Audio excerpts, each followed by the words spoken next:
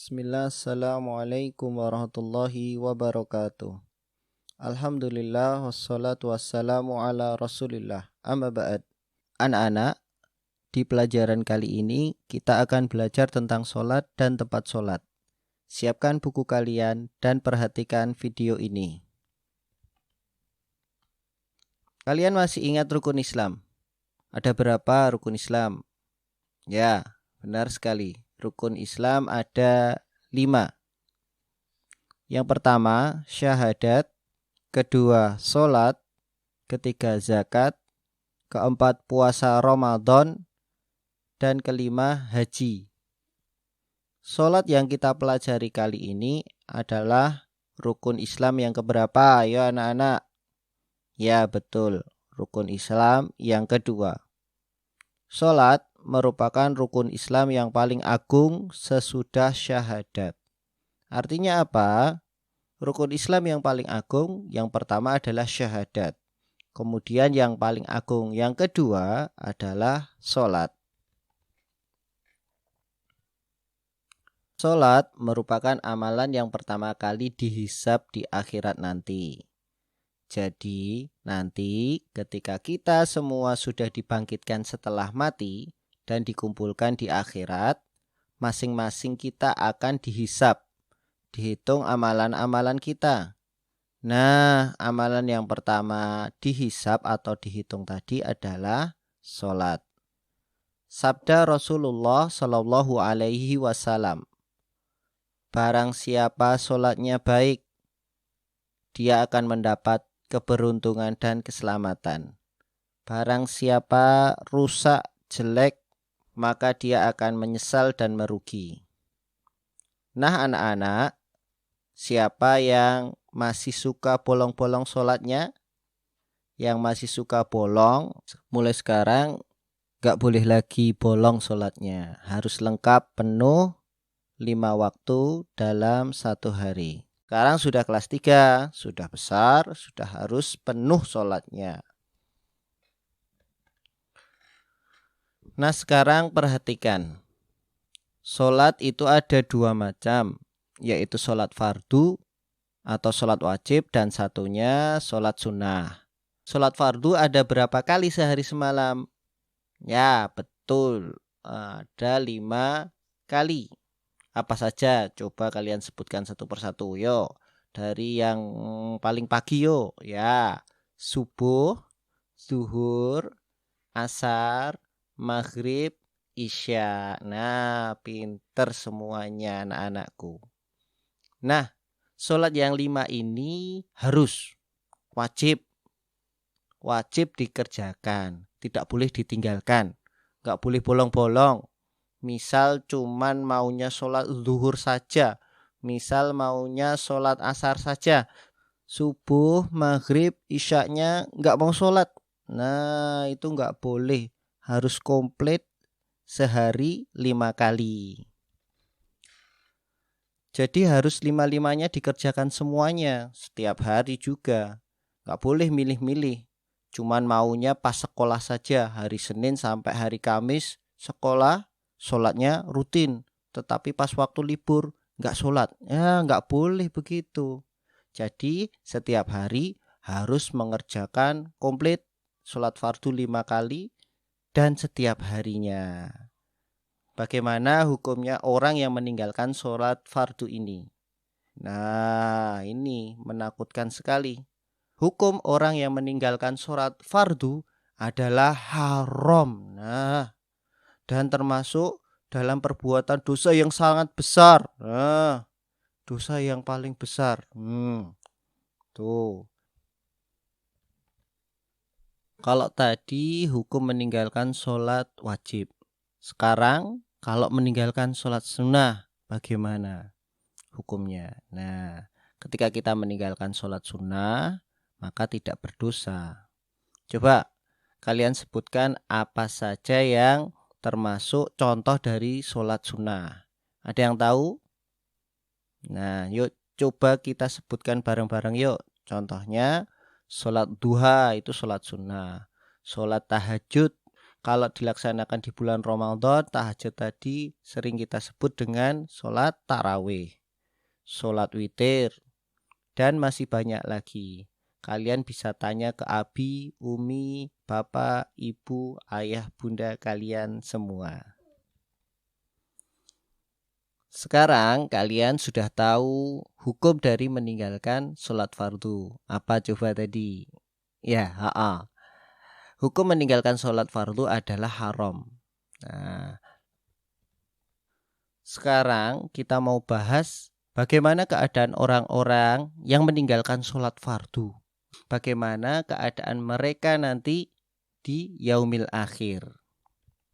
Coba kalian ambil Al-Quran yang ada terjemahannya.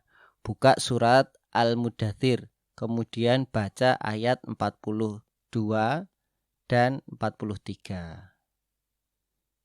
Ma salakakum fi saqar? Qalu lam naku minal musallin. Nah, perhatikan para penduduk surga nanti akan tanya kepada para penduduk neraka Sakor. Wahai para penduduk neraka Sakor, apakah yang menjadikan kamu berada di neraka Sakor ini? Para penduduk neraka tadi berkata, dahulu kami lam naku minal musallin. Dahulu kami ini bukanlah termasuk orang-orang yang sholat. Kami ini gak mau sholat.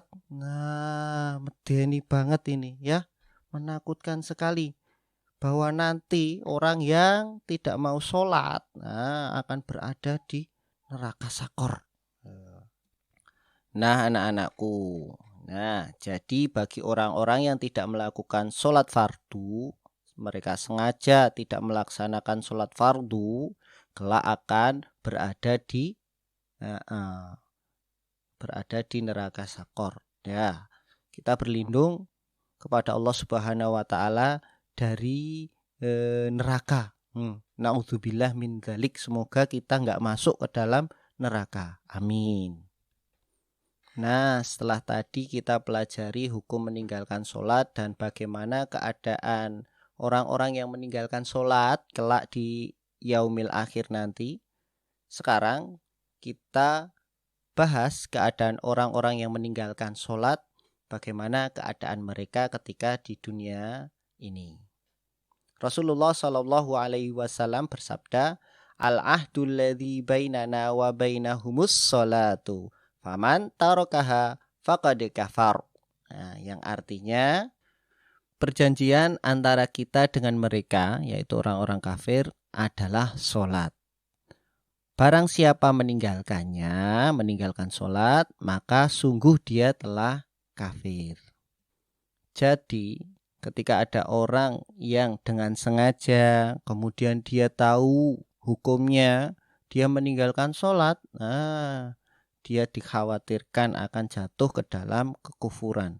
Tapi hati-hati anak-anakku, kita tidak boleh asal menuduh orang, asal menuding orang, kamu kafir, kamu kafir, kamu kafir. Kita tidak boleh sembarangan ya, itu bahaya. Jangan-jangan yang kita tuduh kafir itu sedang ada halangan dan ada penghalang-penghalang yang lainnya. Kita nggak boleh sembarangan. Nah, jadi betul-betul merugi ya orang-orang yang nggak mau sholat. Sudah nanti di dunia dia jatuh dalam kekufuran, di akhirat nanti diancam masuk ke dalam neraka Sakor. Maka anak-anak soleh, anak-anak solehah, jangan pernah sekali-kali kalian meninggalkan sholat fardu dengan sengaja ya. Yang kemarin masih sering lupa. Yang kemarin masih sering ogah-ogahan, masih sering males-malesan. Mulai hari ini dan seterusnya sampai kalian nanti meninggal dunia harus wajib mengerjakan sholat 5 waktu. Anak-anakku, ada satu kisah yang di dalamnya terdapat pelajaran yang sangat berharga, yaitu kisah seorang lelaki buta yang minta keringanan kepada Rasulullah Shallallahu Alaihi Wasallam untuk tidak ikut sholat berjamaah di masjid. Nah, Dari Abu Hurairah radhiyallahu taala anhu, dia berkata, sesungguhnya dahulu ada laki-laki buta datang kepada Nabi Shallallahu Alaihi Wasallam. Lalu dia berkata, wahai Rasulullah, sesungguhnya aku tidak memiliki penuntun yang bisa menuntunku pergi ke masjid. Nah, anak-anak perhatikan ya, masjid dahulu bukan seperti masjid yang sekarang. Jalan-jalannya juga bukan seperti jalan-jalan yang sekarang. Kalau sekarang sudah terang, jalannya halus. Kalau dahulu enggak, sudah gelap, jalannya enggak rata. Kemudian di jalan banyak penghalang-penghalang. Misal dicegat sama hewan-hewan buas, dicegat sama serigala. Nah, menakutkan sekali. Nah, lantas orang yang buta tadi minta kepada Rasulullah untuk sholatnya di rumah saja ya Rasulullah gitu. Maka dia pun meminta kepada Rasulullah Shallallahu Alaihi Wasallam untuk memberinya keringanan. Nah, keringanan itu berupa dia tidak ikut sholat jamaah, dia mengerjakan sholatnya di rumah. Nah, Rasulullah Shallallahu Alaihi Wasallam pun memberinya keringanan, boleh sholat di rumah. Tetapi nah, ketika orang tadi mau beranjak pergi, Rasulullah memanggilnya kembali. Kemudian bertanya kembali, apakah engkau mendengar suara adzan? Nah, orang yang buta tadi menjawab, ya Rasulullah. Nah, karena dia mendengar adzan, Rasulullah Shallallahu Alaihi Wasallam pun mengangkat tadi keringanannya, enggak jadi. Beliau bersabda, maka penuhilah adzan tadi. Maksudnya apa? Ya ikut sholat ke masjid. Nah, ini hukum sholat berjamaah di masjid bagi laki-laki yang sudah dewasa. Lantas gimana kalau mbak-mbak atau anak-anak perempuan atau ibu-ibu atau para wanita? Nah, untuk perempuan itu yang lebih utama sholat di rumah. Sholat di rumah bagi perempuan lebih utama daripada sholat di masjid, kecuali di Masjidil Haram dan Masjid Nabawi. Ya. Nah, anak-anakku, walaupun lebih utama sholat di rumah bagi perempuan, tetapi kalau mau sholat ke masjid, ya diperbolehkan. Kita tidak boleh melarang. Kita tidak boleh, oh mbak nggak boleh sholat di masjid. Nggak boleh. Kalau aman dari fitnah, kita tidak boleh melarang para wanita untuk sholat ke masjid. Kalau aman, ya mbak-mbak, ibu-ibu itu boleh sholat di masjid. Nah, alhamdulillah sudah selesai pembahasan kita pada bab kali ini. Kalian pelajari terus ya, kalian ulang-ulang terus.